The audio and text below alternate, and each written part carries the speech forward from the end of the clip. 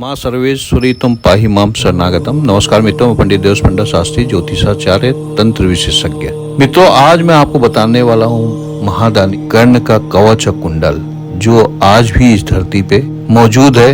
वो कहाँ है, इस विषय में आज आपको मैं जानकारी देने वाला हूँ। महादानी कर्ण के बारे में आप सभी जानते होंगे, महाभारत में पढ़े सुने जरूर होंगे। कर्ण के जितना कोई दानी नहीं हुआ, ऐसा कहा जाता है। महाभारत युद्ध में श्री कृष्ण को ये पता था कि कर्ण जब तक कवच कुंडल के साथ उसका ना कोई वध कर सकता है, ना कोई उसे पराजित कर सकता है। तब उन्होंने कर्ण से कवच कुंडल प्राप्त करने के लिए इंद्र को कहा कि कर्ण दानी है। जब वो सुबह सूर्य नारायण का पूजा करता है, नदी किनारे उनको अर्घ्य देता है, उस समय कोई भी उनसे कुछ भी मांगता है तो कर्ण कभी मना नहीं करता। तो भगवान श्री कृष्ण ने इंद्र को साधु के वेश में वहां जाने को कहा और कर्ण से उसका कवच कुंडल मांगने को बोला।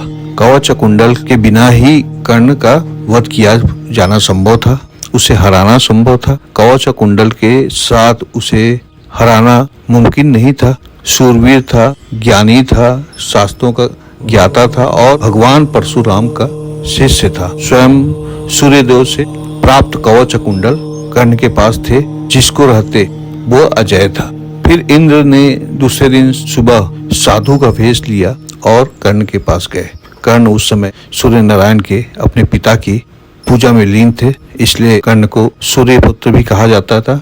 और जब वो सूर्य की पूजा कंप्लीट करते हैं, अर्घ्य वगैरह दे देते हैं, तो साधु के वेश में जो इंद्र वहां पहुंचते हैं, वो भिक्षा स्वरूप कर्ण से याचना करते हैं। तो कर्ण उनको बोलते हैं, आपको क्या चाहिए महाराज, आप मुझसे मांग, यथा संभव जो मेरे पास है मैं आपको दूंगा। तो कर्ण के सामने याचना करने से पहले इंद्र जो साधु के रूप में खड़े थे वहाँ, वो बोलते हैं, मैं जो मांगूंगा क्या आप देंगे मुझे? बाद में मुकर तो नहीं जाएंगे सुनने के बाद? तो कर्ण बोलता है, मेरे पास जो भी कुछ है आप सब मांगेंगे, मैं सब दे दूंगा। यदि आप मेरी जान भी मांगते हैं आज इस समय, तो मैं वो भी देने को तैयार हूँ। तो साधु के भेष में इंद्र उनसे कवच कुंडल की डिमांड करते हैं। कर्ण एक क्षण भी नहीं सोचते हैं और अपना कवच कुंडल अपने शरीर से अलग करके इंद्र को दे देते हैं। इंद्र भगवान जो कि साधु के भेष में थे, कवच कुंडल प्राप्त करते हैं और अपने असली स्वरूप में आ जाते हैं और कर्ण को आशीर्वाद देते हैं। आशीर्वाद स्वरूप दिव्य अस्त्र प्रदान करते हैं और ये आशीर्वाद देते हैं कि जब तक ये पृथ्वी है, ये संसार है, लोग तुम्हें दानवीर के नाम से याद करेंगे।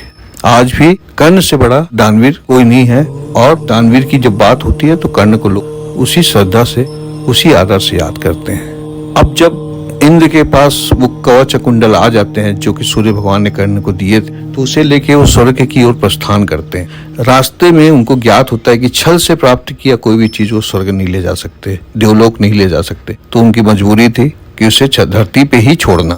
उन्होंने उस कवच कुंडल को धरती पे कहाँ रखा, ये मैं भी आपको बताने जा रहा हूँ। इससे पहले एक छोटा सा निवेदन, जो भी मेरे चैनल को सब्सक्राइब नहीं किए अभी तक, तुरंत सब्सक्राइब कर दें, वरना बाद में आप भूल जाएंगे। मैं अच्छी जानकारियां आप लोगों के लिए लेके आ रहा हूँ। कृपया लाइक करें, कमेंट्स करें, शेयर करें, अपनी राय जरूर दें। अब मैं आगे बढ़ता हूँ, आपको बताता हूँ कि इंद्र उस कवच कुंडल को कहाँ छोड़े।